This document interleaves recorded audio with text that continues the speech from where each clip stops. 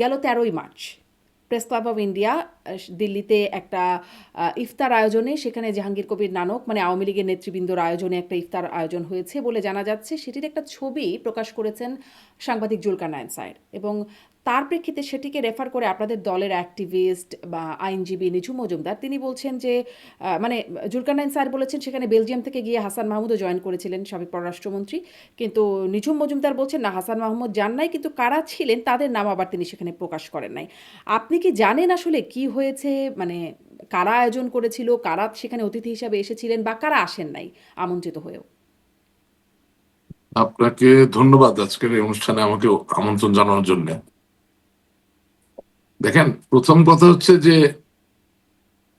আমি যতটুকু জানি সেটা হচ্ছে যে আপনার ওদের প্রেস ক্লাবের যিনি সভাপতি তিনি মোস্ট লাইকলি এই দাওয়াতটা বা এই নিমন্ত্রণটা আয়োজন করার ক্ষেত্রে পুরো ভূমিকা পালন করেছেন।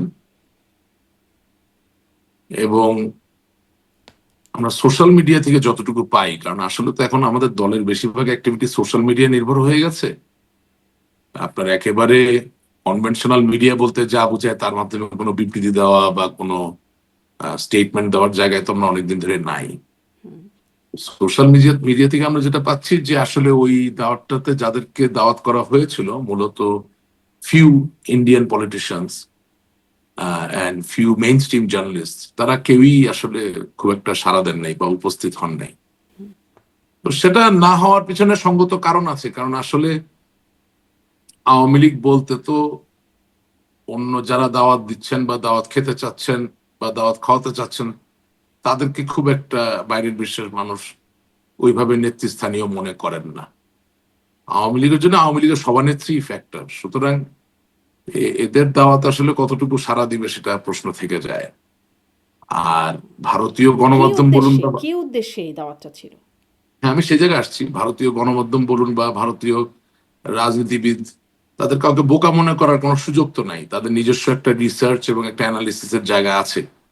সেই জায়গা থেকে কোন নেতার কতটুকু গ্রহণযোগ্য, কতটুকু জনপ্রিয়তা আছে বা কার কতটুকু মেকানিজম আছে কোনো পরিবর্তন আনার, আহ সেটা তো একটা ফ্যাক্টর। সুতরাং সেই জায়গা থেকে খুব উঁচু মান কেউ পাবেন বলে আমার মনে হয় না।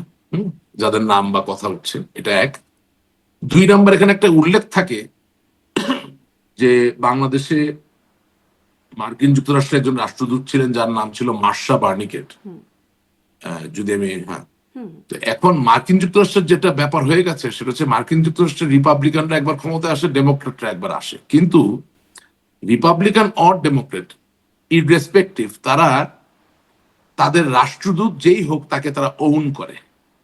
রাষ্ট্রদূত মানে ওই দেশ, অর্থাৎ মার্কিন যুক্তরাষ্ট্র, because he or she is carrying the flag of United States of America, that's a very big deal for Americans and also in American politics. Because আপনি জানেন যে আমাদের দেশে যেমন ধরেন নির্বাহী ক্ষমতার যিনি অধিকর্তা অর্থাৎ যিনি প্রধানমন্ত্রী, তিনি চাইলেই যে যে কাউকে রাষ্ট্রদূত বানাতে পারেন। কিন্তু মার্কিন যুক্তরাষ্ট্রের ব্যাপারটা এরকম না। মার্কিন যুক্তরাষ্ট্রের একজন রাষ্ট্রদূতের appointment has to be approved and acknowledged by the Senate. So it's a very big deal. It's a big thing. একদিকে নমিনেট করা, আরেকদিকে অ্যাপ্রুভালের ব্যাপার আছে। তো সেই জায়গার থেকে যেটা হচ্ছে যে জনাব জাহাঙ্গীর কবির নানক সাহেব বাংলাদেশ আওয়ামী লীগের প্রেসিডিয়াম সদস্য, কিন্তু মার্শা বার্নিকেটের গাড়িতে হামলা করার যে মামলা, সেই মামলার তো উনি এক নাম্বার আসামি। এবং আওয়ামী লীগ 17 বছর ক্ষমতায় ছিল, তদন্ত করে তার নামটা কিন্তু মামলা থেকে বাদ দিতে পারে নাই। তার মানে কি? তার মানে হচ্ছে যে প্রচন্ড চাপ ওই মামলার ব্যাপারে ছিল।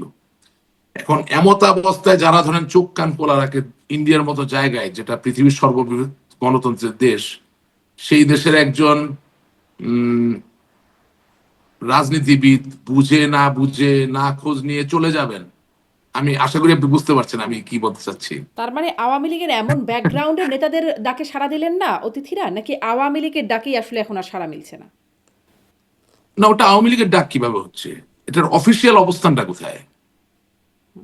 এটা তো কোনো, প্রথম কথা এটা কোনো অফিসিয়াল অবস্থান নেই। দ্বিতীয় কথা হচ্ছে ব্যক্তির ডাকে তো সাড়া দেবেন না। আমি তো সেটাই আপনাকে বুঝাচ্ছি যে ভারত অলরেডি একটা টাসলের ভিতরে আছে উইথ মার্কিন যুক্তরাষ্ট্র। কিন্তু কিন্তু ব্যক্তির সেখানে, ডাক কেন, মানে ব্যক্তি ডাকবেনই বা কেন? নিশ্চয়ই কোনো উদ্দেশ্য না আছে সেটা আমি জানি ধর্মীয়। না, আমি অন্তর্জামী না। আমি কে কি চিন্তা করে করছেন, কত পয়েন্ট নেওয়ার জন্য করছেন বা কি চিন্তা ভাবনা, আই ডোন্ট নো। আচ্ছা, যদি সত্যি দলের ভালো হতো এটা করার মধ্যে দিয়ে, তাহলে সেটা আমি অ্যাপ্রিসিয়েট করবো না কেন? আমি তো আওয়ামী লীগের জন্য কর্মী। হ্যাঁ, আমার তো হারানোর আছে, পাওয়ার কিছু নাই। হ্যাঁ, দল ভালো করলেই সেটা আমার পাওয়া, দল ভালো জায়গায় গেলেই সেটা আমার পাওয়া, আমি তাই মনে করি। শুধু আমার একার না, কোটি মানুষের পাওয়া। কারণ বাংলাদেশের রাজনীতিতে ভারসাম্য যদি ফিরে আসে আওয়ামী লীগ ফিরে আসার মধ্য দিয়ে, তাহলে এটার উপকার শুধু আওয়ামী লীগ যিনি করেন তিনি পাবেন না, এটার উপকার 17 কোটি মানুষই পাবেন। যে কোনো জায়গার ভারসাম্যর উপকার সকলে পায়। সমস্যাটা হয়ে যাচ্ছে যে আমরা যত নিবিড় ভাবে চিন্তা করতে চাই না, যাদেরকে আমরা দাওয়াত দিচ্ছি তারা তার থেকেও বেশি নিবিড় ভাবে চিন্তা করছে। এবং সমস্যা হচ্ছে যেই অতি ভারত নির্ভরতার যেই অতি ভারত নির্ভরতার উপরে ভিত্তি করে আমাদের কর্মকাণ্ডগুলো আমরা সাজানোর চেষ্টা করেছি, সেই জায়গাটা থেকে আমরা এখন আছি। Bharat with open arms they are trying to help the BNP government, the newly elected honorable prime minister. এখন সেই জায়গায় আপনার ভালো না লাগতে পারে, আমার ভালো না লাগতে পারে, কিন্তু আমাদের তো মানিয়ে নিয়ে সামনে আমরা কি করব সেটা ঠিক করতে হবে।